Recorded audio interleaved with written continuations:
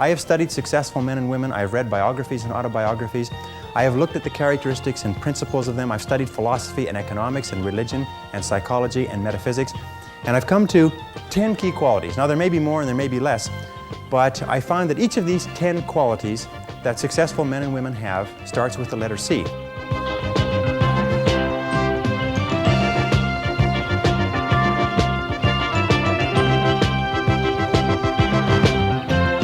That if you have these 10 qualities, there's nothing in the world that can stop you from being an outstanding success.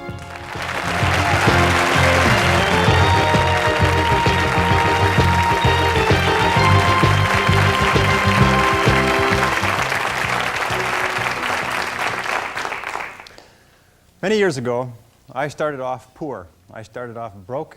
I started off pretty stupid. I started off having failed out of high school, and I drifted for a long time. I've done a good deal of traveling. When you are older, you call your drifting days traveling.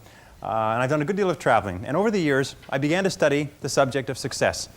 And I had one simple idea that came upon me in my late teens, and I think it was the most important idea that I've ever had. And it was simply this, that if you study successful people and you do what they do, you'll be more successful. And if you study unsuccessful people and you avoid doing what they do, then you will not be a failure.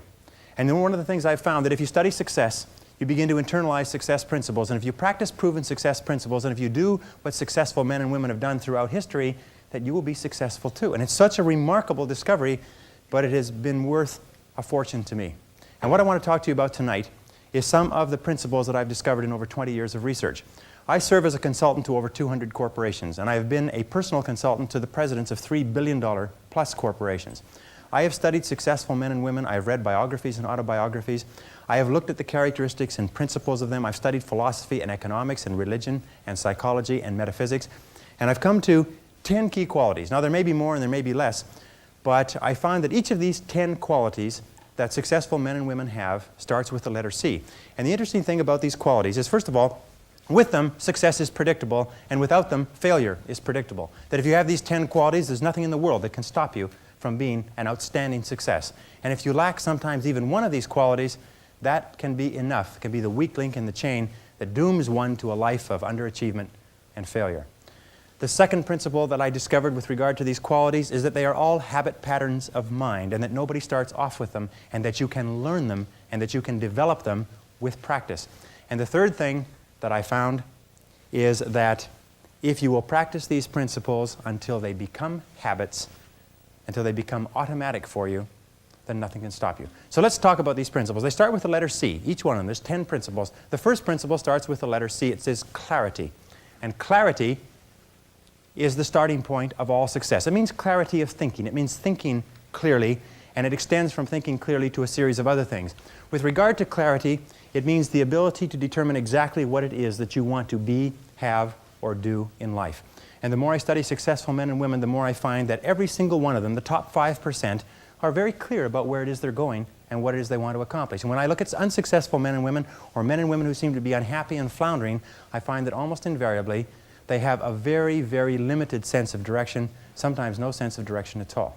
You see, we as human beings are goal-seeking organisms. We only function at our very best when we're working toward accomplishing something that is important to us. And in my estimation, 80 to 90% of all the unhappiness, hostility, violence, psychosomatic illness, alcoholism, drug addiction, and so on in our society is caused by people having no sense of direction.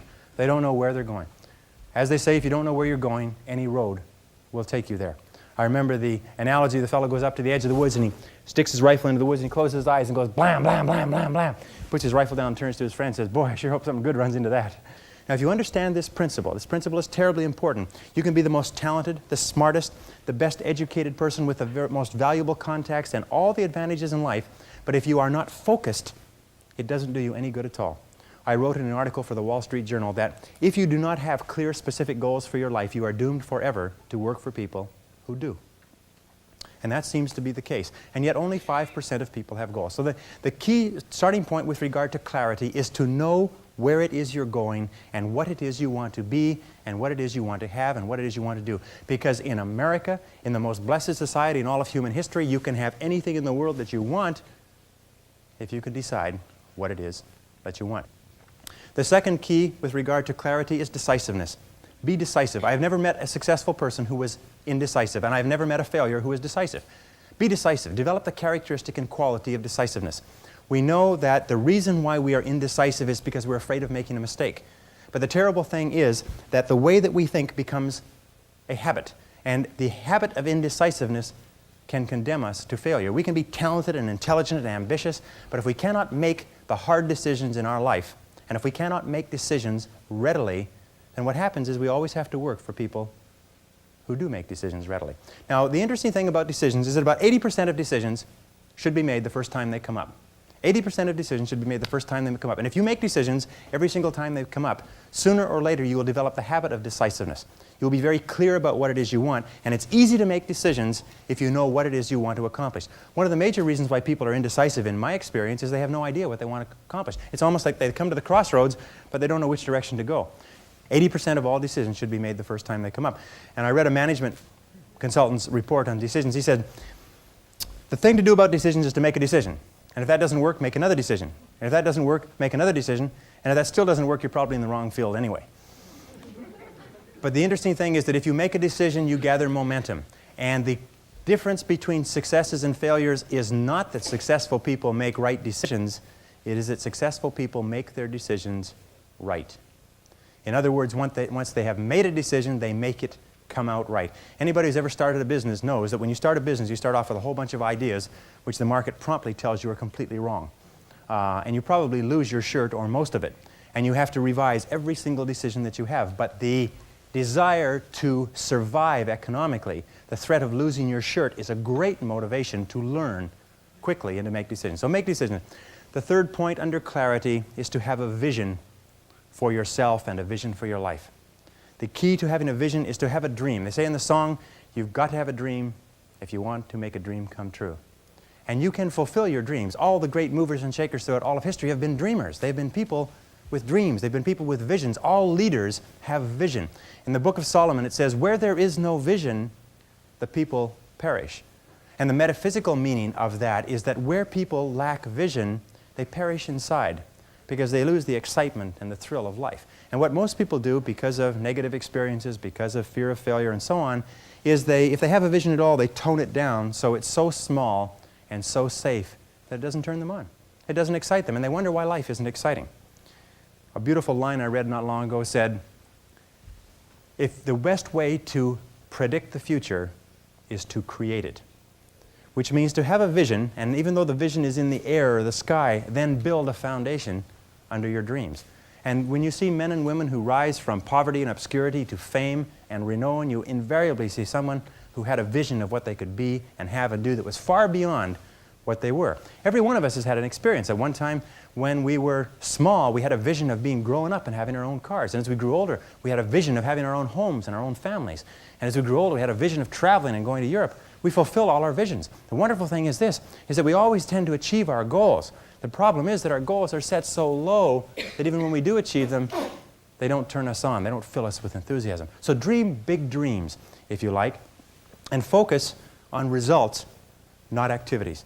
This is the key. Be clear about the results that you're trying to accomplish. This is one of the keys of peak performance, by the way. All peak performers are result-oriented. All losers or underachievers tend to be activity-oriented.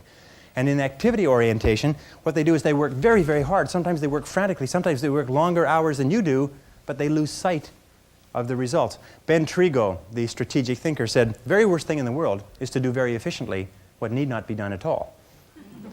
And many of us work very, very hard to do very efficiently what need not be done at all. And anybody who's ever had employees will tell you that every single day you come across your employees doing something very diligently, but it's completely irrelevant to the success of the business. So focus on results. Here's a key question to ask yourself in your working life. I think it's one of the most important key questions. I'll give you two. Number one is, what results are expected of me? What results are expected of me? Not what activities, but what results or what outputs, what am I supposed to produce in my job? A second question you can ask yourself is, why am I on the payroll? Why am I on the payroll? Many people, especially in sales, they make the mistake of thinking that shuffling cards and reading through their sales literature and organizing their multiple listings and having coffee with the other people and reading the newspaper advertisements that they placed last week, that this is all part of selling. No, selling is when you're face to face with a real live prospect who is willing and able and capable of buying a product. Everything else from that is self-delusion. What results are expected? The results that are expected of us in selling are sales. And the only time that we are working is when we are doing something that contributes directly to that result. Isn't that true? Of course. But of course, why do we do the other things? I've come to the conviction that the reason why we do the other things is because they are fun and easy rather than hard and necessary. I think the major reason why people fail in life, if I can pass this on, which wasn't part of this, but the major reason why people fail in life is because of the expediency factor. That we always do, and we always take the fastest and easiest route to get the things that we want. But the fastest and easiest route in life is almost always the route to failure. It's short-term gain for long-term pain. We do what is fun and easy today instead of what is hard and necessary, and then we have to do what is hard and necessary at the end of our life when it's too late. And you'll find that the willingness and the ability to discipline yourself, to be clear about what it is you want, to be clear where you're going, to be clear about the results that you're expected to accomplish, and then to only work on those results. The ability to discipline yourself to do that is absolutely critical for success. It is not possible to conceive of a person being successful who is not capable of disciplining themselves to do what is hard and what is necessary rather than what is fun and easy. And especially when it comes to managing your time, when it comes to looking at what you should do on a day-to-day basis, focus on results, not activities. Now let me give you a method which has helped me. Write out your goals. All goals have to be in writing, by the way. If you don't have your goals in writing, then they're not really goals at all. They're merely wishes. And as they say, a wish is merely a goal without any energy behind it. Have your goals in writing. Write them out very specifically and clearly, and then do this. Every single morning, rewrite your major goals in the first person singular as though they already existed. Rewrite your major goals every single morning. Now, this should take you about 2 to 4 minutes, maybe 5. You can do it all in a paragraph. For instance, if your goal is to earn $50,000 a year, every single morning write, I earn $50,000 a year. If your goal is to be excellent in real estate, say, I am an excellent salesperson in my field. If your goal is to weigh a certain number of pounds, if your goal is to enjoy a certain kind of life, write down your major goals in the first person singular as though they already existed today every single morning. And then every single evening, take about 5-10 minutes, instead of watching television, just before you turn on the television, say, wait a second, I've got to review my progress. And sit down and review what you've done in the course of the day and say, what have I done right today? What have I done right that's moved me toward my goals? And second question is, what would I do differently if I had today to do over again? Those 4 steps, by the way, writing and rewriting your goal each morning, reviewing them in the evening, and asking yourself those 2 questions. What did I do right? What did I do that moved me toward my goals today? And what would I do differently if I had the day to live over? If you'll ask yourself those 2 questions, in the next 30 days, you'll accomplish more than you accomplished in the last 6 months. This is the most incredible method I've ever seen. I learned it some years ago. Just rewrite your goals every morning. Because every time you write your goals down, you're programming them into your subconscious mind. When you program them into your subconscious mind, you set up a field of vibration within your brain. And this law of attraction, based on this field of vibration, attracts into your life people and circumstances that harmonize with your dominant thoughts. Everybody here has had the experience of starting to read about a subject, think about a subject, become interested in a subject, and suddenly you started to attract into your life books, magazines, articles, conversations, people, opportunities to expand on that subject. Have you had that experience before? What you do is you create a force field, which we cannot explain scientifically, but it is a field of vibration that goes out from you and attracts back into your life everything that you need to realize your dominant goals. And everybody's had the experience of writing down their goals at the beginning of the year and opening up the envelope at the end of the year and finding that 80% of the goals have been accomplished. Have you ever had that experience? Absolutely remarkable, isn't it? The only problem with goals is that we don't set enough of them and we don't set them highly enough. You can have anything you want. Imagine you could have anything that you want, anything that you can hold in your mind on a continuing basis you can have. Anything that you are crystal clear about wanting and are willing to pay the price to get, you can have. So clarity is the key. Be clear about what you want. Be clear about what you have to do to get it. Be clear about your vision.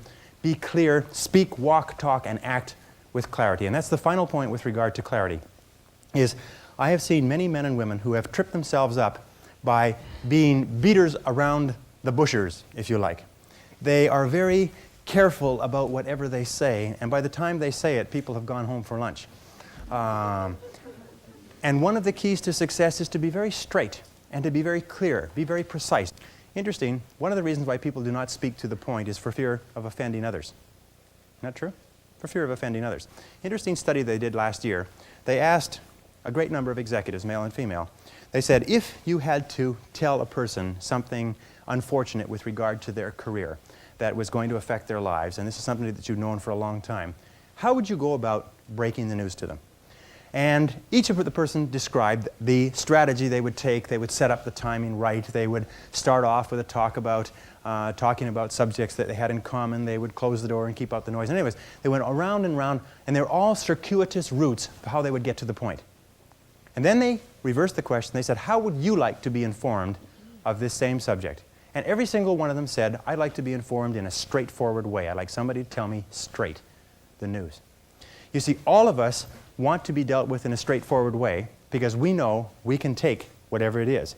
But we think that everybody else is too fragile. So what we do is we pussyfoot and tippy-toe around and avoid giving them the news, and we finally do get the news to them. It sometimes causes more problems than is necessary. So be straightforward. Be clear in your language. Be clear in your actions. Let people know exactly where you stand, and let people know exactly what you've said and what you mean. Very, very important. And it takes practice, by the way.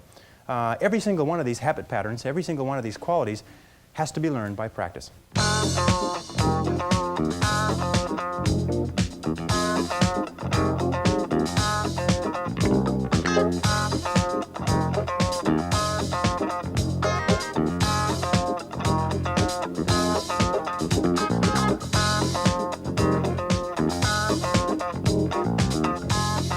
The second letter of the 10 is competence.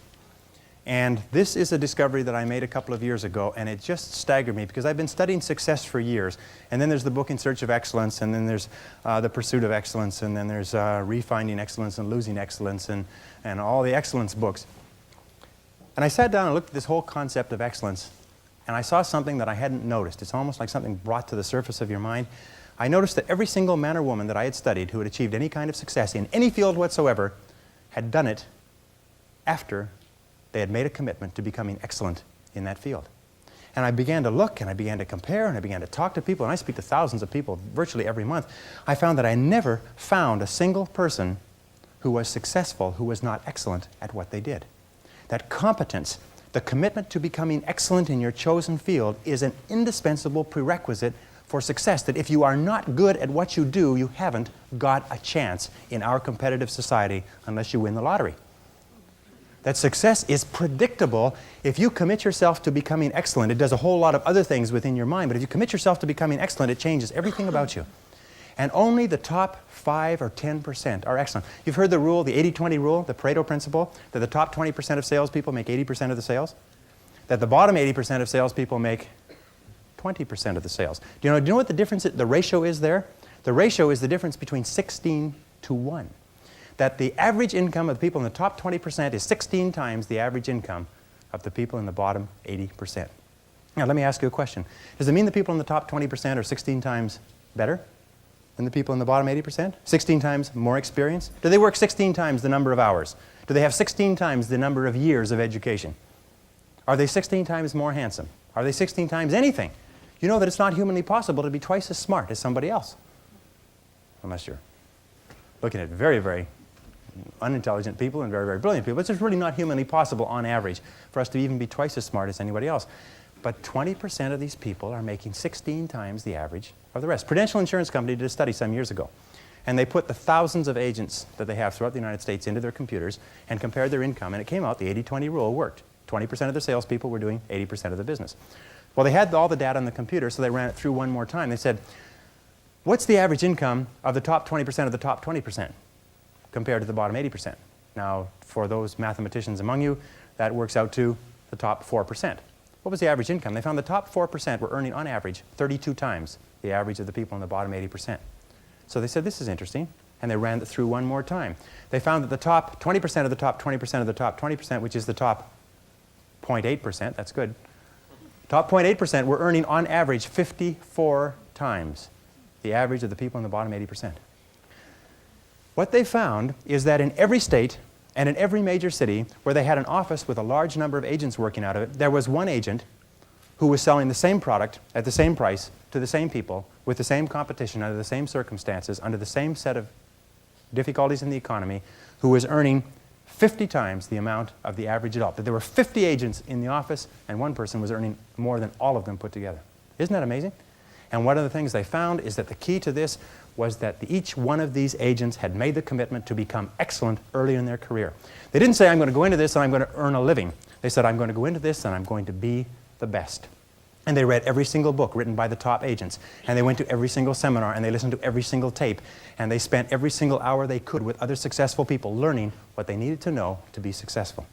You must commit yourself to excellence. You must commit yourself to becoming the best. And the wonderful thing is that excellence is a journey. It's not a destination. You never get there. Complacency and satisfaction are the key enemies of excellence. But once you commit yourself to becoming excellent, the whole world opens up for you. A very important point of excellence is just means simply this. Do your best every time out and always strive to do it better. Do your best every time out and always strive to do it better. Remember, it's usually the last 5 or 10% of any job or project that makes all the difference. And what we do is we get to 90% done, and then we start to drag our heels. We start to put the paperwork aside. We start to think of excuses. We start to do what is fun and easy rather than what is hard and necessary. A second point with regard to excellence is this, is that if you are not excellent in your field, you don't go anywhere. You're locked in place. I had a young man come up to me at an employment seminar not long ago, and he said, there's no opportunities in sales. He said, I just got laid off. And I said, young man, I said, if you were good in your field, you would not have been laid off, because good salespeople are the rarest people in our society. And he just said, well, I said, have you ever studied sales? He said, well, I don't need to study sales. I said, why not? He says, well, I just do what comes naturally. I said, I rest my case. Selling is an art. Selling today is a profession. Selling is a science. That in order to be good in selling, you have to study it and study it and study it. And you have to study it more than the person next door who's also determined to become excellent. Excellence yields opportunities, because when you become good, you open up. It's almost like the Red Sea of opportunity opens up in front of you. When you become excellent, you come to the attention of people, and people try to get you, and they give you more responsibilities and more opportunities. And you know, when you put on your business card that you're the top person in your particular field, people like to buy from the best salespeople in their fields. And by the way, you can tell how excellent you are at any time. Any time of your life, you can tell how excellent you are. Very simple measure. How many job offers have you had this month? Interesting question. How many job offers? How many people called you up and said, I want to hire you away from where you are and I'll pay you more and give you a better deal? Because excellent people get job offers every month. Some of them get job offers every single week. If you're not getting job offers, the market is telling you this is what they think of your level of competence. Very, very important. And if you're going to do anything at all, the only time you're going to get any joy out of it is if you do it well. You see, when we do something well, it gives us a feeling of self-esteem and pride. We feel like a winner. But if we do things in an average way, it doesn't give us anything. You notice that? It doesn't give us anything. We do it in an average way, it doesn't give us anything. But if we do it in a really exceptional way, it makes us feel wonderful about ourselves. That's why the companies that have committed to excellence are not hundreds of % better in any given area. What they are is they are 1 or 2% better in 100 different areas. And that's the key. You see, you don't have to be a quantum leap different from somebody else. You just have to be a little tiny bit different in the critical areas that make a difference. And you can achieve that simply by making it a goal, setting it as a goal, and working on it. You can become anything that you want to become. The harder you work, the better you get. The harder you work, the better you get. You know, in our society there's a lot of controversy over why should I work so hard for my job. The fact of the matter is that less than 5% really succeed. That's less than 5% of the population really succeed at life. Of 100 people working today, only 1 will be wealthy when they retire. 4 will be financially independent. 15 will have some savings. 80% will be broke and dependent upon charities and pensions. Only 1 or 2% of people in each generation really makes it in life. And in every single study, those people who make it are those who work hard, hard, hard. And if you think that it's hard to be successful, try being a failure. Try coming to the end of the trail with no money, dependent upon pensions, and you don't know what hard is until you try living like that. But if you work hard, the average self-made millionaire in America works 12 to 13 hours a day, works about 60 to 65 hours a week. I'll tell you this with regard to hard work, that in our society you only work 8 hours a day for survival. Everything over 8 hours is for success. And if you're only working 8 hours a day, you're in trouble. If you're only working 8 hours a day, you better have a rich uncle, or you better have somebody else who's going to take care of you, because 8 hours a day only gets you survival in our society. Because it's so competitive that somebody else is working 9, they've got an edge on you. Somebody else is working 10, they've got a bigger edge on you. Every hour over 8 that you invest is an investment in your future, is an investment in your success. And if you put in the hours over 8, whether it's studying or reading or working, if you put in the hours, it will pay off, and it will pay off in spades. It's like throwing seed in the ground. When you throw a seed in the ground, the plant that comes up is not just one seed, it's hundreds of seeds. There's a crop that you put in, but you must put the seed in the ground first. The market only pays excellent rewards for excellent performance. It pays average rewards for average performance. It pays below average rewards for below average performance. And I talk to men and women all over America who are unhappy, and they're sad, and they don't like their work. And you know why? It's because they're not good at what they're doing. And let me give you a couple of key points. First of all, you'll never have a feeling of self-esteem and self-worth. You'll never feel wonderful about yourself until you know that you are good at what you're doing. Number two is if you do not love your work enough to want to be the best at it, get out of it the way you would get out of a burning house. Do not stay at a job that you do not love, because it is the high road to failure, dissatisfaction, frustration, and unhappiness in life.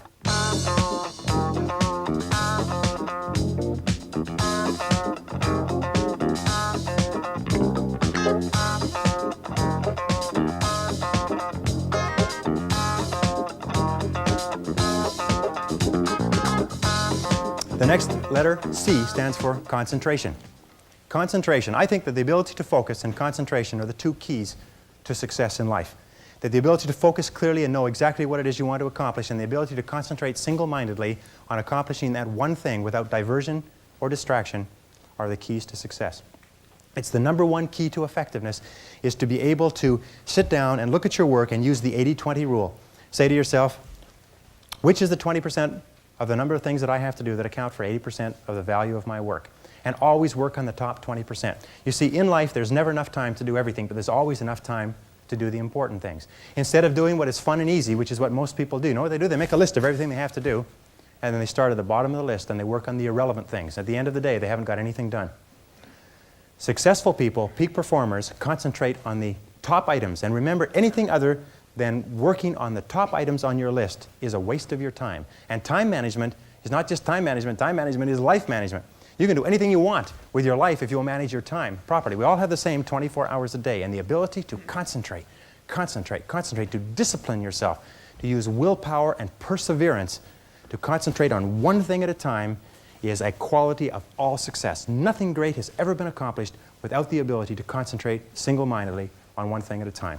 Always concentrate on the best use of your time. Here is my favorite time management question, which I give to you for free. It's simply this.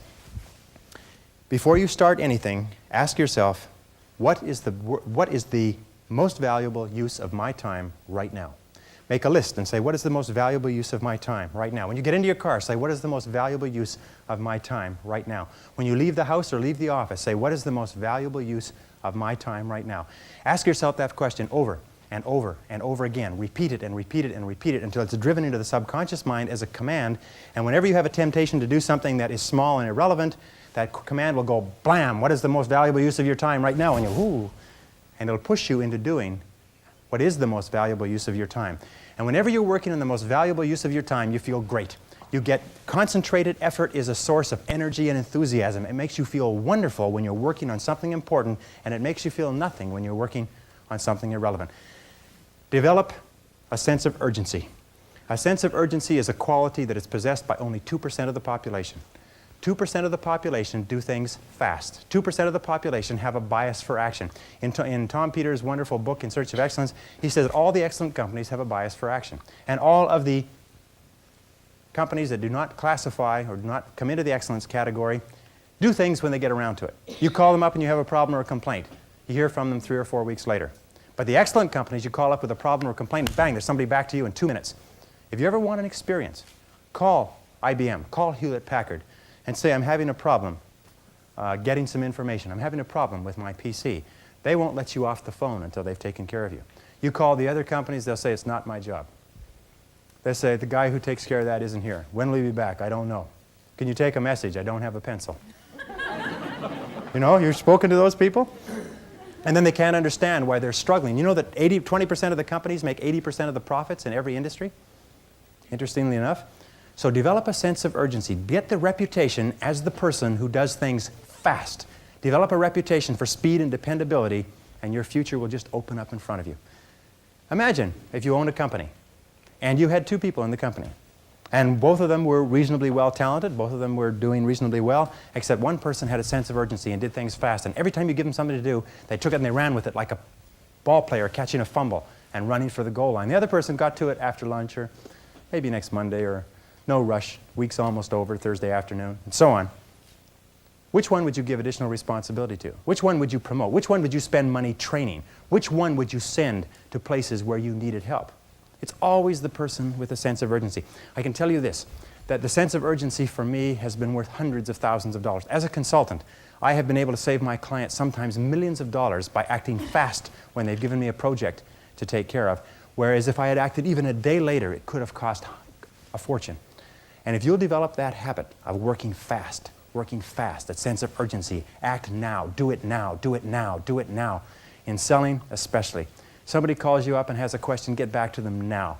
Somebody has a problem, get back to them now. Somebody needs something, move on it quickly. If you have to forego coffee breaks or lunch or something else, move fast. If you develop that reputation for speed, it will be worth a fortune to you. Takes a little while, but it's a habit. Most people just sort of shuffle through life. You know, they get to it when they feel like it. But all the excellent people, all the high performers have a sense of urgency. And finally, complete each job that you start.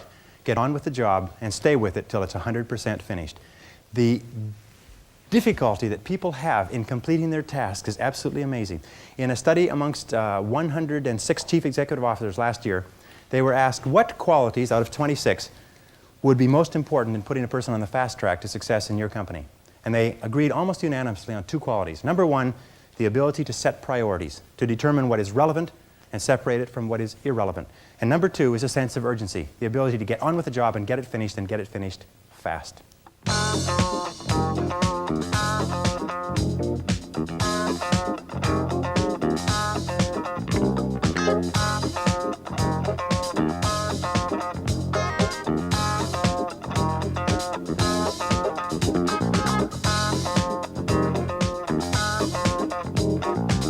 The next C is common sense. Common sense, according to the Gallup organization that just did a wonderful book called The Great American Success Story, they surveyed 1,500 people in Marquis' Who's Who in America, 1,500 of the most respected men and women in America, and they asked them, what do you consider to be the most important single quality of success? And they agreed almost unanimously on common sense. Just common sense. Good common sense. As my friend Charlie Jarvis says, the average person has an enormous amount of common sense because they haven't used any of it yet. You can train your mind to have common sense. You can train your mind to think things through before acting.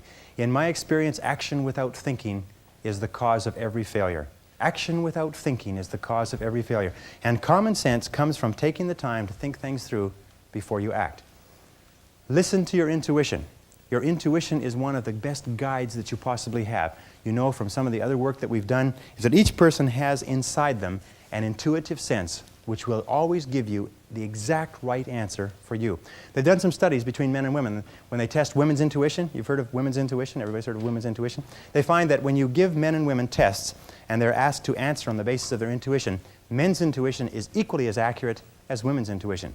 The only difference is that in real life, women have the intelligence to listen to their intuition, which is why they're smarter than men.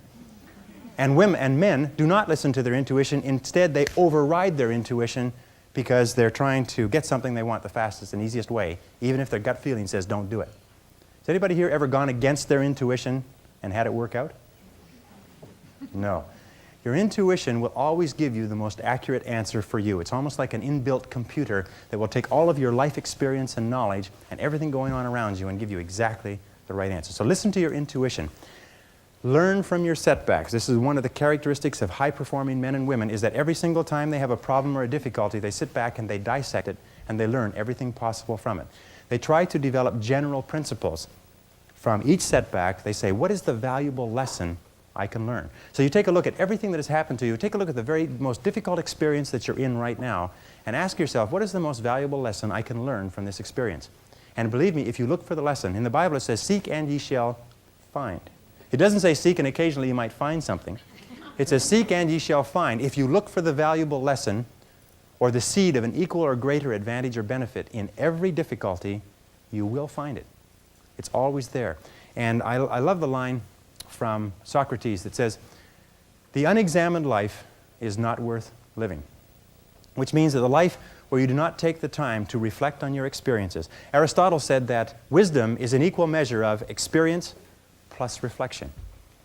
And the reason so few people have wisdom is what they have is experience, experience, experience, but they never take the time to sit back and reflect on what's happening to them, reflect on what they're learning. How many people here have seen people get out of bad relationships and get immediately back into bad relationships? Or get out of a lousy job and immediately join a company and get into another lousy job? What is the natural thing that people do? They get fired or laid off from a job, they quit, they go down the street, and they look for what? Another job exactly like it.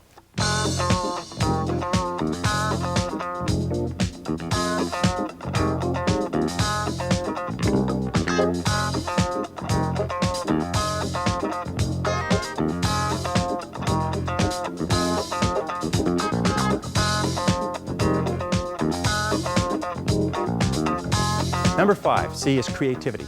Tap your creative potential. Accept the fact that every single human being is a genius, and all successful men and women are creative.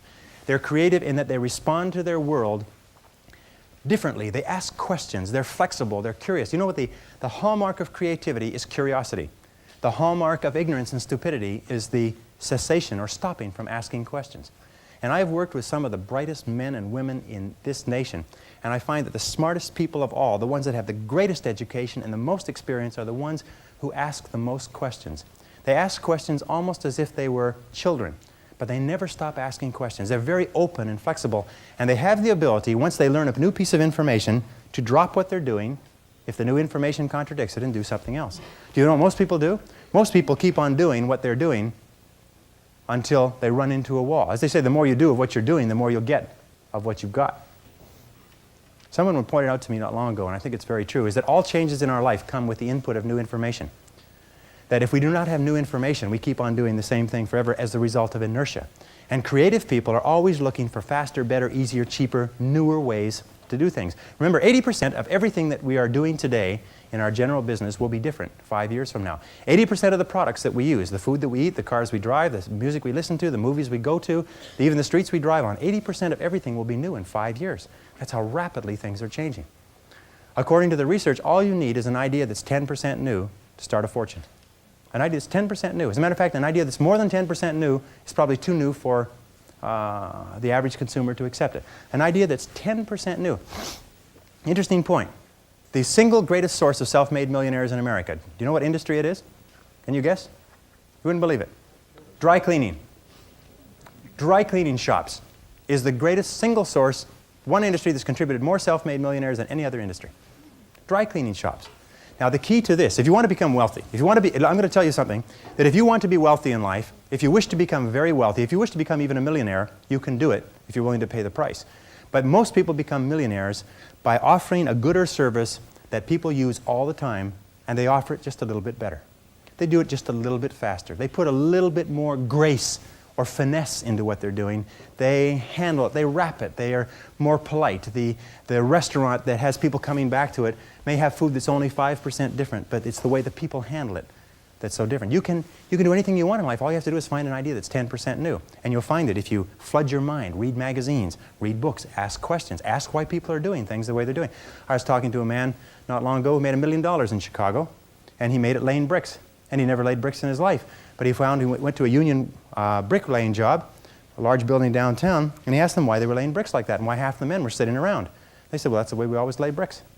He said, well, how come all the men are sitting around? They said, well, because they have to lay the corners first, and then the men fill the bricks in between. He said, why can't they lay the corners and the walls at the same time? He said, we just don't do it that way. So he sat down, knew nothing about construction. He sat down, he came up with a system that enables you to build the center of the wall and the corners simultaneously. And then he bid on construction jobs. And he could bid 40% under any company using the old method. And within a year, he'd made over $1 million in construction. He had half the construction in Chicago a few years ago. And he didn't know anything about it. Look for ideas. Keep your mind open and flexible. Ask questions. Remember, one new idea is all you need to start a fortune. And within every single person here, you have 4 ideas, an average of 4 ideas per year driving to and from work, any one of which will make you a fortune. Any one of which will make you wealthy. How many times, I can prove it to you. Want me to prove it to you? How many times have you been going about your daily business and you see the need for a product or service? And you say, now I wonder why somebody doesn't produce that. And about 2 or 3 years, then you say, well, it can't be any good. I thought of it after all. Like Groucho Groucho Marx, when he resigned from a club once, he said, I wouldn't be a member of a club that would have, I wouldn't stay in a club that would have me for a member. Have people like me for a member. So we get those ideas and we say, well, it can't be any good because I thought of it. And then 2 or 3 years later, a company comes out with that idea, or some company comes and makes $1 million at it, and you say, I thought of that idea 2 or 3 years ago. Every single person here has had that experience. What you have to do is trust your ideas. Trust your idea. If you decide that you're going to earn a certain amount of money, that you're going to achieve a certain level of wealth, that you're going to achieve a certain life estate, and you program that into your subconscious mind, and you then turn it over to your intuition, you will get the ideas, the insights, the inspirations necessary to achieve your goals. And that's the only difference between very wealthy, successful people and the average person, is that they simply follow their intuition. They're not smarter, they're not different, they're not more educated, they're not more talented, they just follow that inner guide.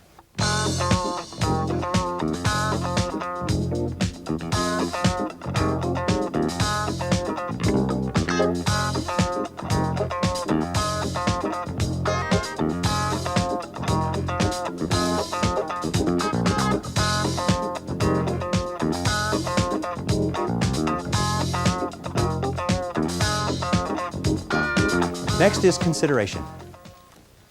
Consideration is based on the fact that the quality of your relationships with other people, more than anything else, will determine your success in life. How well you get along with other human beings, your quality of interaction will determine your happiness, your success, your achievements, your wealth, and anything else. Charles Schwab, the founder of U.S. Steel, said that I will pay more for the ability to get along with others than for any other skill in America. And that's very, very true. Develop the people skills that you need to be successful. Take courses in communications. Take courses in effective listening. Take courses in public speaking.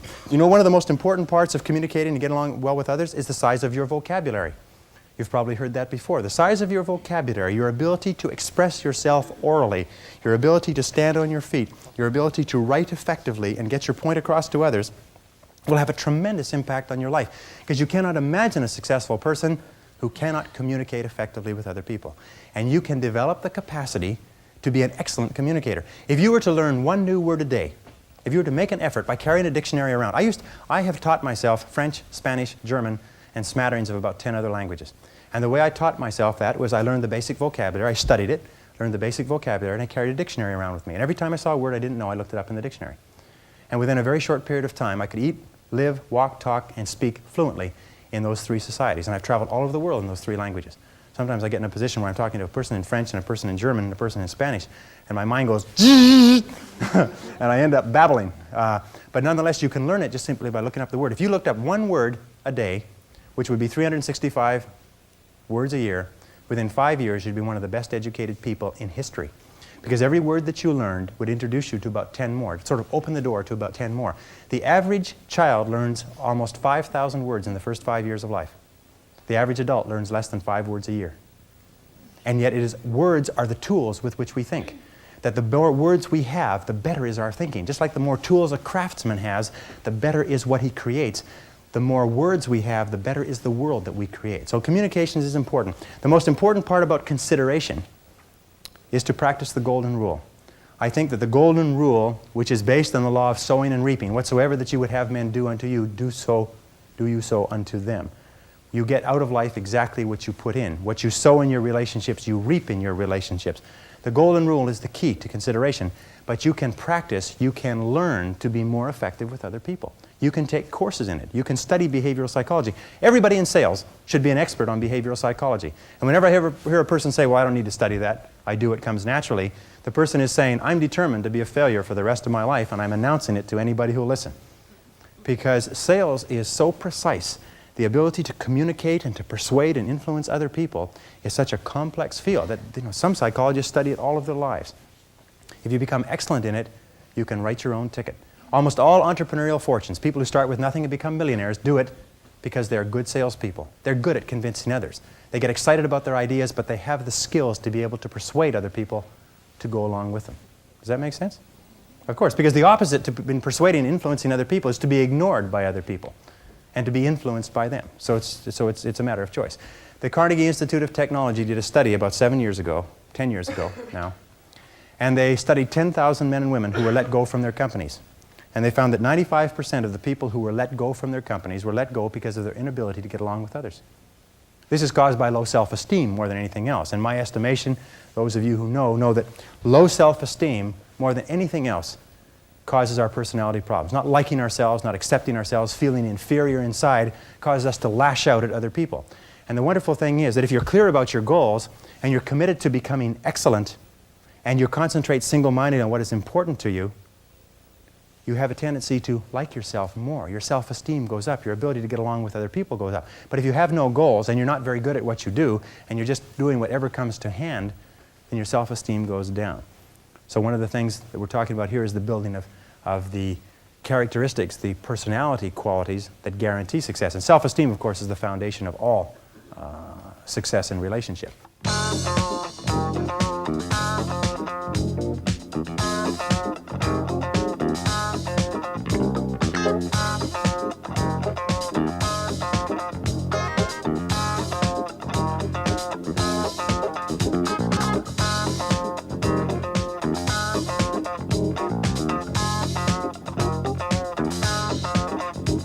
Well, the seventh C is consistency. Consistency is absolutely critical. You can have all of the others, but if you're inconsistent, it's going to really hurt you. Consistency means that dependable, steady, predictable work is always vastly superior to spurts or flashes of brilliance and genius. That the person who is like the tortoise, who just plods steadily away, old steady Eddie, is always the person who tends to be more successful than the one who flashes here and flashes there but cannot be counted on over the long term. Be consistent in your relationships. Especially be consistent with your family, be consistent with your friends, be consistent with your boss, be consistent in your work. Make it so that you are the type of person that everybody can depend upon, that people will believe in and they'll depend upon, and they know that if you say something, that you'll do it. That if you say you'll be somewhere or if you undertake a responsibility, that you will fulfill that responsibility. That sort of consistency, that sort of dependability is one of the most valuable things in the world of work today. I work with so many companies, and I have staff that work in my companies, and I know that the greatest joy that an employer can have is to give a person a job and know that it'll be done. And the most aggravating thing in the world is to give a person a job and have no idea if it'll be done to a particular quality, if it'll be done on time, or anything else. Just being the steady person. You don't have to be a genius. You don't have to. One of the things that I found, if I can pass this on to you, one of the things that I found when I was a young man, this cost me about 10 years of life, by the way, not 10 years so much, but 10 years in that I thought that you had to have good grades in school in order to be successful. And then later I thought that you had to have a university education in order to be successful. And then later I thought that successful people are people who are somehow better than you and I. They somehow have unique talents, that somehow the gods have descended from Olympus and touched them on the heads. But one of the things that I found is that nobody is better than you or I. When you see men or women accomplishing great things, they're not better than you or I. They're not different from you or I. They're just doing things in a different way. You look at a person you went to school with who's now doing surgery as a doctor. The person's the same person, except that they've learned how to do surgery. You look at a person who you went to school with who is now an outstanding success in a particular field. All they've done is learned how to be a success in that field. And consistency. There's a law of accumulation in the universe, if I can pass this on. A law of accumulation that says that even though you do 100 things or 1,000 things that you don't see, eventually they accumulate and they gather a force of their own. That every single great accomplishment in life is the result of thousands of minor accomplishments that nobody ever sees. One of the people on the program, Lifestyles of the Rich and Famous, who had become successful as a singer, they said, "Isn't it wonderful that you've become so successful as a singer?" She said, "Yes, it's wonderful." She said, "But when I'm up on stage in Las Vegas and I'm making $50,000 a week or whatever it happens to be," she says, "nobody sees the 16 years that I spent traveling around, living in a van, singing in cheap honky-tonks where people throw up on your piano and get drunk on the floor in front of you. Nobody sees the 16 years of living on the road, living at an average of less than $5,000 a year. What they see is the person up there on the stage. But every single great success was at one time a failure. And they failed and failed and failed and failed over and over again. And all great successes are a story of failure, failure, failure, failure, failure. Outstanding success. Boy, ain't he lucky. Isn't that right? Boy, he was lucky. He sure had the right connections. So consistency is important. And even if you don't see yourself getting the results, be consistent. Keep working. Steady, steady, steady. Knowing that you're accumulating. You're putting yourself on the side of the angels when you're working consistently. Finally, with regard to consistency, guard your integrity as a sacred thing. As Ralph Waldo Emerson said, nothing at last is sacred but the integrity of your own mind. Never compromise your integrity for anything, and never compromise your peace of mind for anything. You see, compromising your peace of mind is a way of compromising your integrity. Never do anything that disrupts your peace of mind. If it makes you feel unhappy, get out of it. Don't stay in relationships, don't stay in jobs, don't stay in situations that cause your peace of mind to be disrupted, because your peace of mind is the highest good that you have. And a person who practices consistency consistently structures their life so what they are doing is being true to themselves. What they are doing is living up to the very best that is in them as a human being. And that takes tremendous courage. It takes tremendous courage because it's so easy to go along with the crowd. But you'll never be really happy unless you know that you are being true to yourself and completely true to yourself.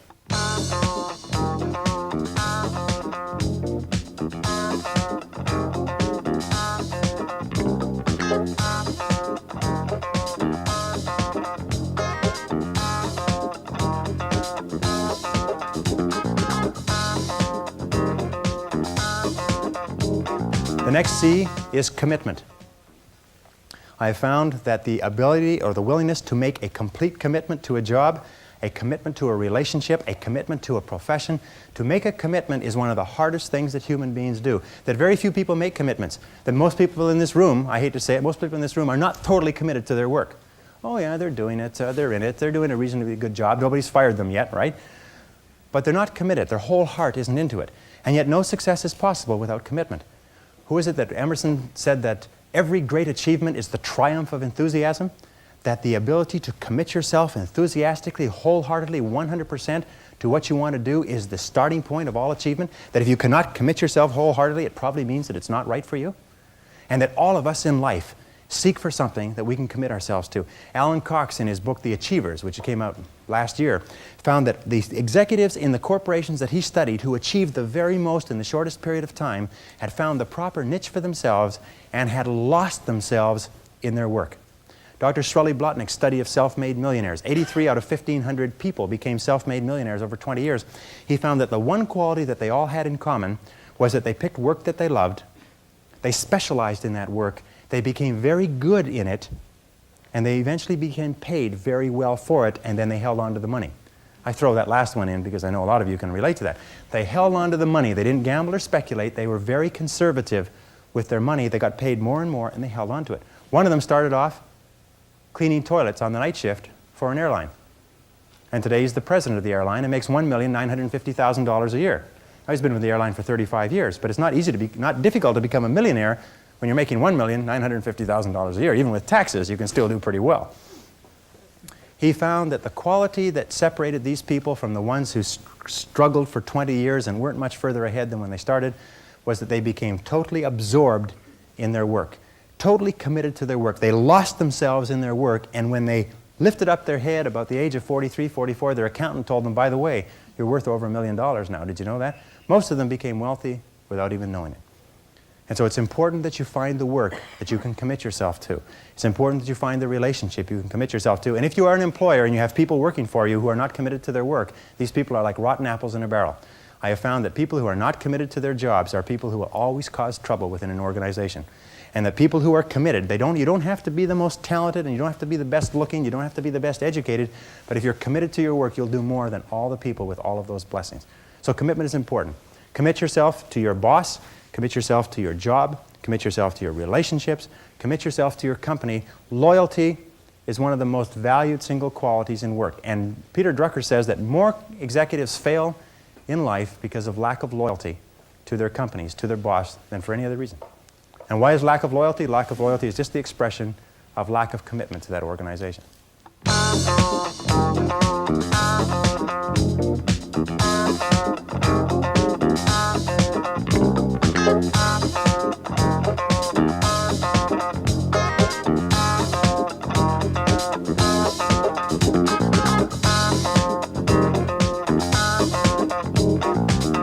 Courage is the outstanding quality of all leaders. Courage means that you have the ability, you have the willingness to confront your fears. Because what I've found over the years is that brave people, courageous people, are not people who are not afraid. They're simply people who master their fears. They're simply people who face their fears, confront their fears. And Mark Twain said it many years ago. He said, with regard to fear, he said, do the thing you fear, and the death of fear is certain. Now, fear and courage tend to be habits.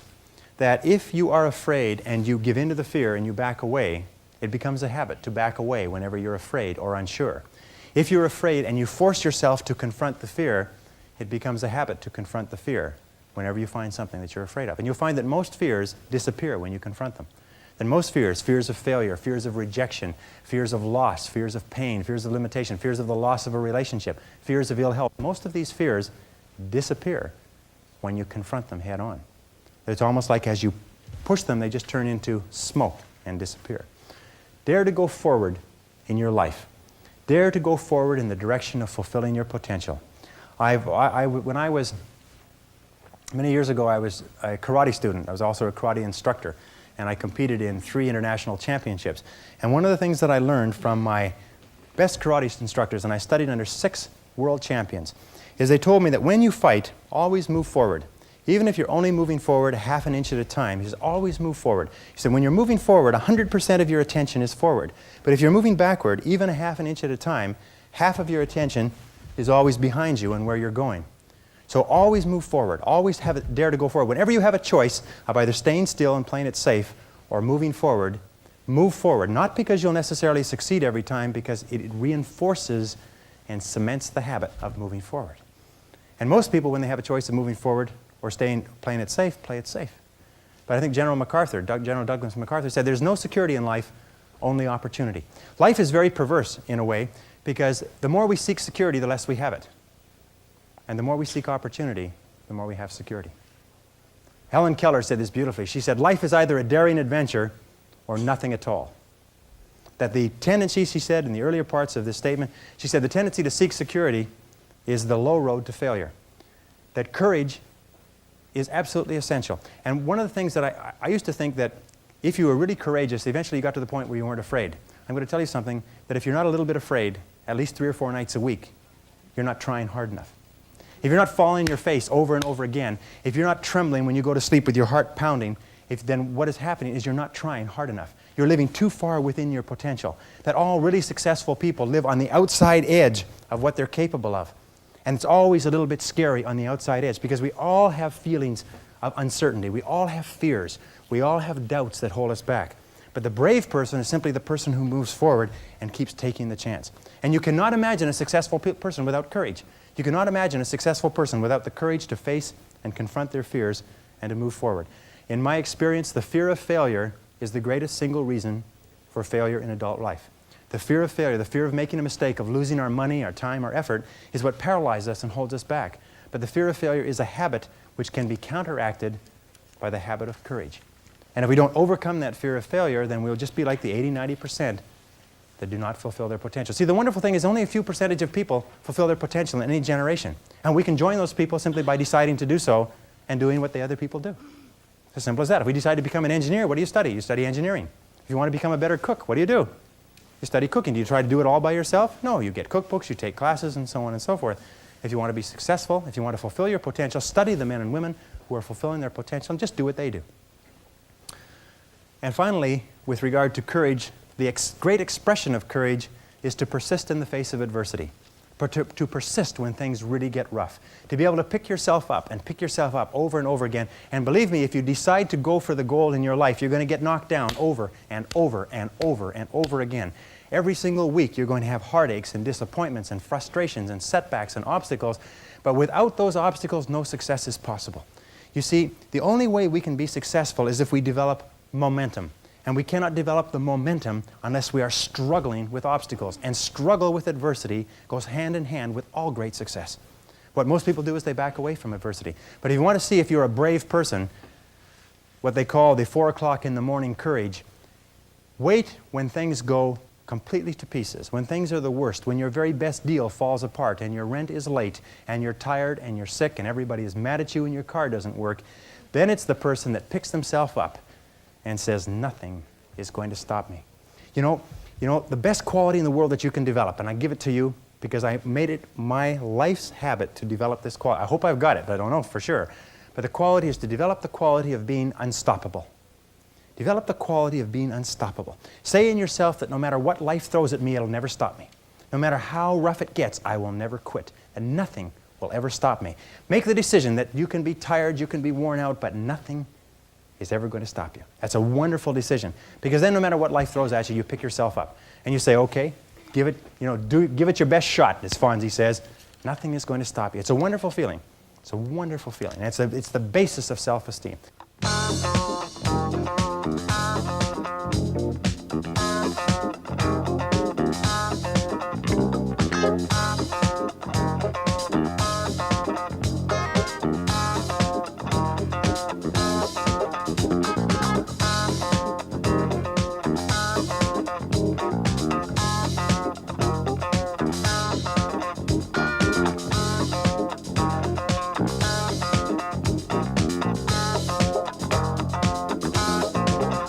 Well, the last C is confidence, and confidence comes as a result of everything else.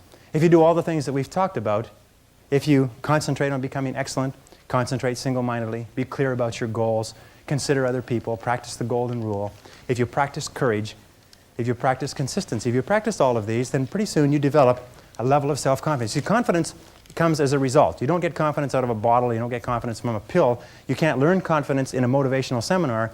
You only get confidence by doing certain things over and over again that build a solid foundation within your own mind that you can do whatever you need to do, that you have what it takes to be successful.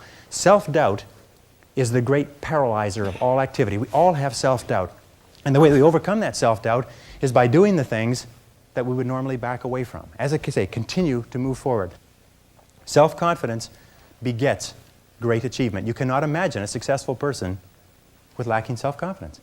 That the wonderful thing is this, and I learned this from a very great man who died recently, is that if you persist until you succeed at achieving a goal that is important to you, and you complete it like a degree in school, or you wrap up a sale, or you make a career successful, you plug into your subconscious mind a success pattern. And then the subconscious mind, running on the basis of inertia, attempts to adjust your words, actions, and feelings to duplicate that success pattern. And that's why they say nothing succeeds like success. That once you've been successful, you have a pattern set down which will enable you to apply that pattern to another part of your work to be successful in that. And the more you succeed, the more this pattern of success is reinforced. And you'll finally reach the point where it's impossible for you to fail if you succeed enough times. Because you will have within you a self-adjusting mechanism that will guarantee your success.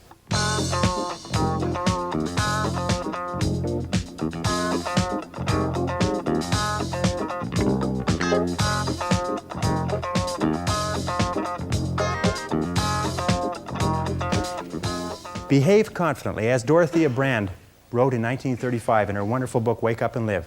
She said, the key to success is this. She said, go confidently in the direction of your dreams. Act as though it were impossible to fail. Go confidently in the direction of your dreams and act as though it were impossible to fail. And this brings us to the most important part, if I can just summarize in 1 minute. It is this, is that your true beliefs are only and always expressed in your actions. It is not what you say or what you intend that tells what you believe, but only what you do. Your actions are always the true measure. And the interesting thing that we've learned in behavioral psychology is this, that if you do not feel self-confident, courageous, consistent, like concentrating, clear, and so on, if you don't feel like it, and most of us start off not feeling like it, if you will act the part, if you will pretend as though you have the quality already, the feelings will generate the actions, and the actions will generate the feelings. That if you will act, walk, talk, and live by the same principles and do the same things that successful men and women do, even if you doubt yourself in the initial stages, eventually you will come to the point where you actually feel to the bottom of your soul like a successful, positive, confident, cheerful, optimistic, unstoppable human being. And that's the key. Act the part until you feel the part. Do what successful people do, and do it over and over again until it becomes ingrained as a habit. And then you'll wake up one morning and you will be the success that you dream of. Thank you very much.